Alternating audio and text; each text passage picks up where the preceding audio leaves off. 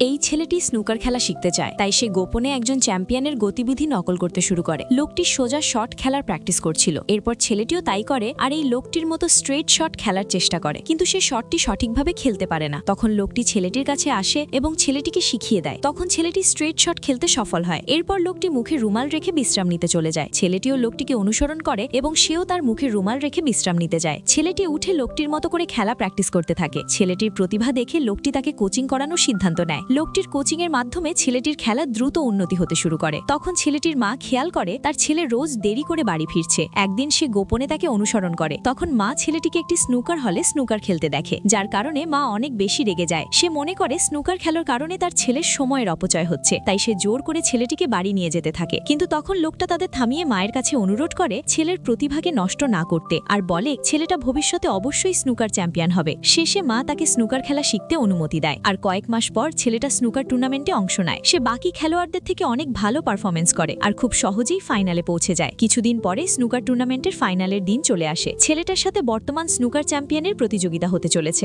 লোকটা ছেলেটাকে হালকা ভেবে নেয় আর মনে করে সে ছেলেটাকে সহজেই হারিয়ে দেবে, কিন্তু ছেলের অসাধারণ খেলা দেখে লোকটা ভয় পেয়ে যায়। প্রথমে দুজনের স্কোর সমান সমান চলছিল। তারপর ছেলেটা একটু নার্ভাস হয়ে যায়, যার কারণে সে কিছু ভুল করে বসে। শেষ রাউন্ডের আগে ছেলেটা রুমাল বের করে মুখ ঢেকে নেয়। সবাই অবাক হয়ে তার দিকে তাকায়। কিছু সময় পরে ছেলেটা মুখ থেকে রুমাল সরিয়ে টেবিলে ফিরে আসে। সেই মুহূর্তে তার পুরো মনোযোগ খেলায় ছিল। শেষ কালো বলটা ছেলেটা খুব কঠিনভাবে ফেলে আর শেষে সে প্রতিপক্ষকে হারিয়ে স্নুকার চ্যাম্পিয়নশিপ জিতে নেয়।